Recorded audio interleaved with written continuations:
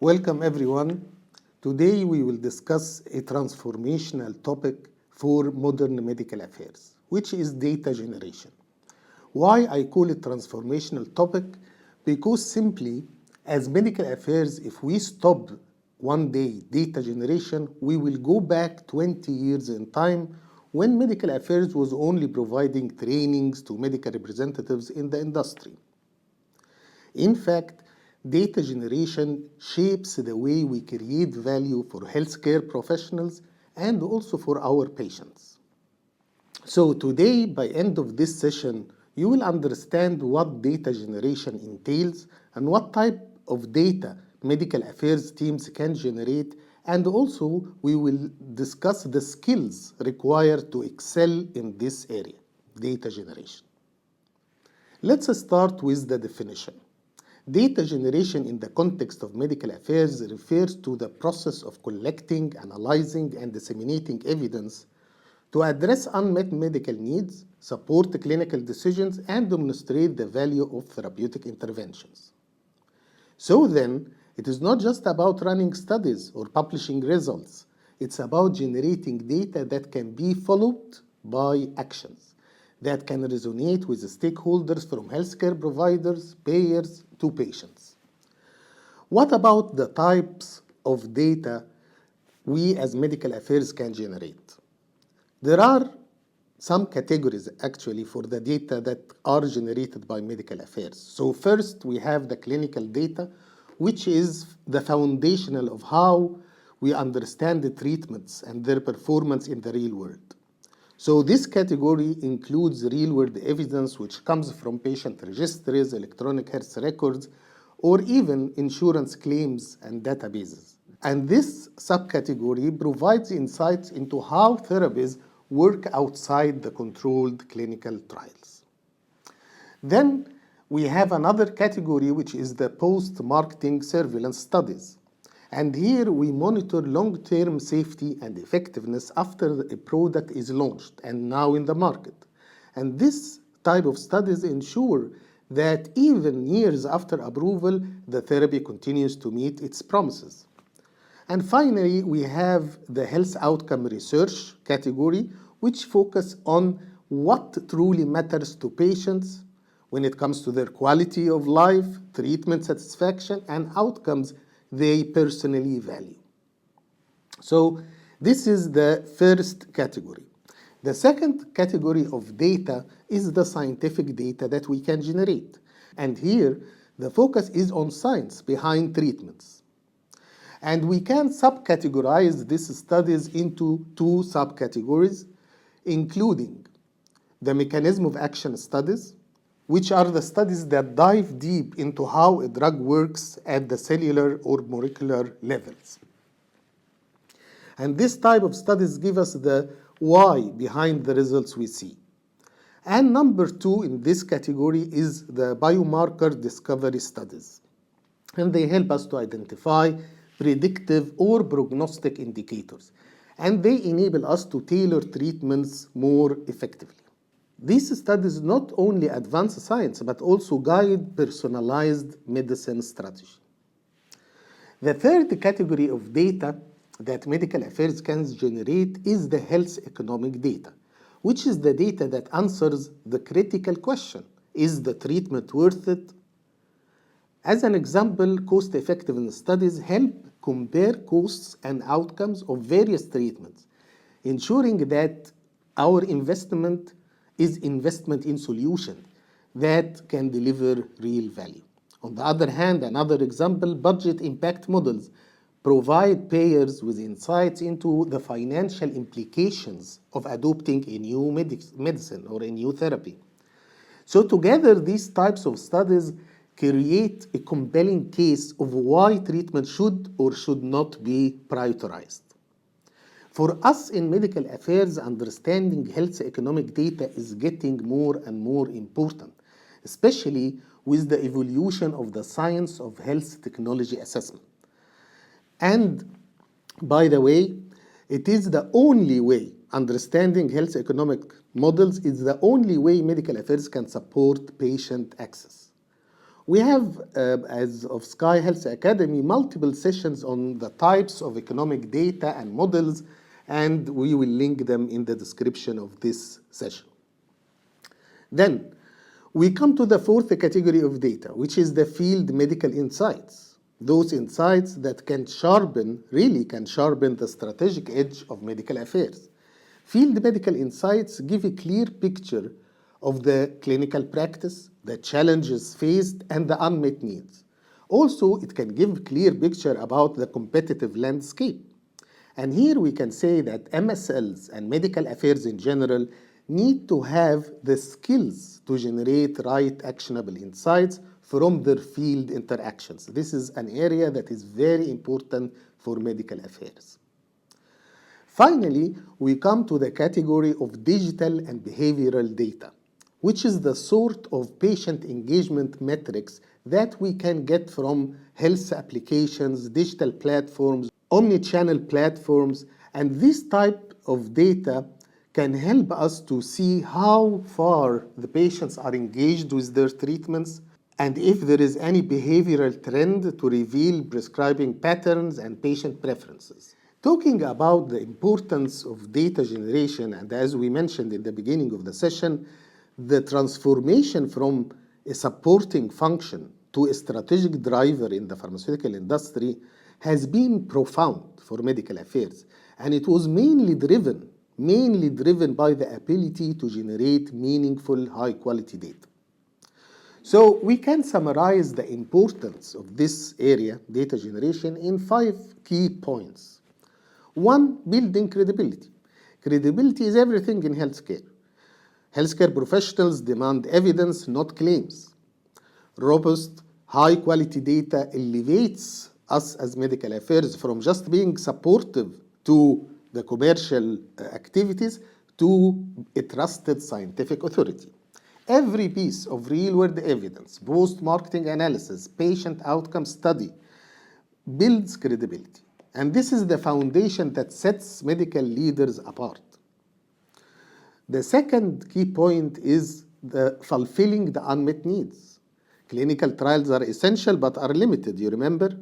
They often exclude diverse or complex patient groups, and so medical affairs here fills these gaps through the real-world evidence and health economic studies. And these type of studies answers questions that clinical trials cannot answer, such as the treatment performance in elderly, for example, or those with comorbidities. This enables data reflects the realities that matter most to patients and to the healthcare providers. Another important point is that data generation support access and reimbursement. So now regulatory authorities and payers demand comprehensive health economic data to justify value, cost effectiveness analysis, budget impact models, and economic insights. All these help to clear barriers to patient access. And this is not about market entry only. It's about ensuring patients can benefit from the innovation. Saying innovation, that's the fourth point, driving innovation. Data generation doesn't just validate, it inspires. It uncovers patterns, gaps, new opportunities. For example, post-marketing studies may reveal unexpected benefits, leading to new indications or therapeutic approaches. Data is not a tool, it's a catalyst for progress in medical science. The fifth point is enhancing stakeholder engagement. Because data generation transforms interactions with healthcare providers into value-driven conversation. Real-world evidence, adherence insights, and economic models, all these discussions build trust and strengthen partnership. And by sharing actionable insights, medical affairs become a key partner in improving patient care. And because data generation is meant to drive better decisions, improve patient outcomes, and shape the future of healthcare, it is very important to have the skill set needed to ensure that we as medical affairs generate the data that is meaningful, actionable, and impactful. So what are the skills that we need to grow in medical affairs in order to enable us to generate this type of credible data? One, the scientific and analytical skills. Deep understanding of clinical trial methodology, statistical analysis. These skills ensures that the insights are valid, reliable, and withstand scrutiny. This forms the backbone of credibility in data generation. The second set of skills is digital literacy. It involves leveraging digital tools, registries, mobile health apps, and wearable technologies. And it enables smarter, faster, and more comprehensive data collection. These are essential skills for integrating real-time patient adherence and monitoring insights. The third set of skills, and we discussed it earlier, is the health economic knowledge, understanding health economic knowledge and health technology assessment. Because understanding cost effectiveness models, quality adjusted life years, budget impact analysis, these are crucial. And they bridge the gap between clinical efficacy and real-world applicability to ensure that data that we generate resonates with the payers and policymakers and the decision makers in general. The fourth skill set is the collaboration and communication skills, because data generation requires cross-functional collaboration with R&D, clinical operations, marketing, regulatory teams, and alignment here ensures that the data is relevant, robust, and strategically valuable. This synergy that is created across functions will maximize the impact of the data. Finally, strategic thinking, which ensures data generation will align with the organization goals and stakeholder needs. And this connects the data with the broader business and the medical objectives. And as everything in life, data generation faces some challenges. And these challenges must be addressed to ensure ethical, compliant, and impactful outcomes. The first is the regulatory constraints. Each region has unique rules for data collection and storage. Compliance with laws is essential missteps that can result in invalidating the data.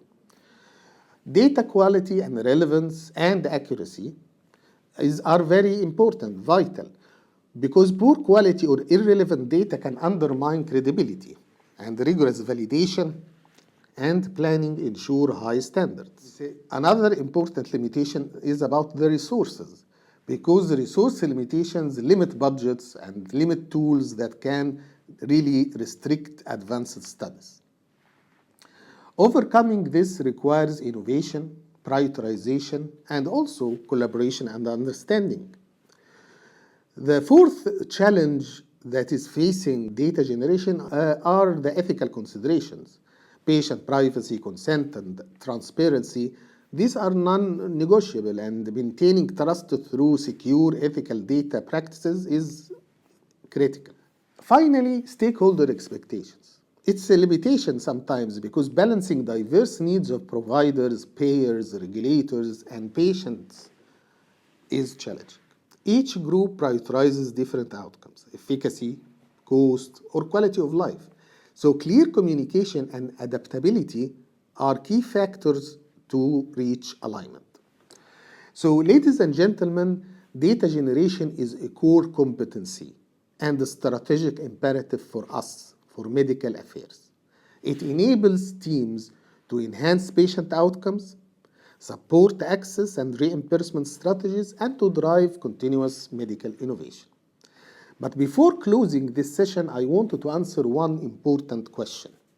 Who in medical affairs is responsible for data generation?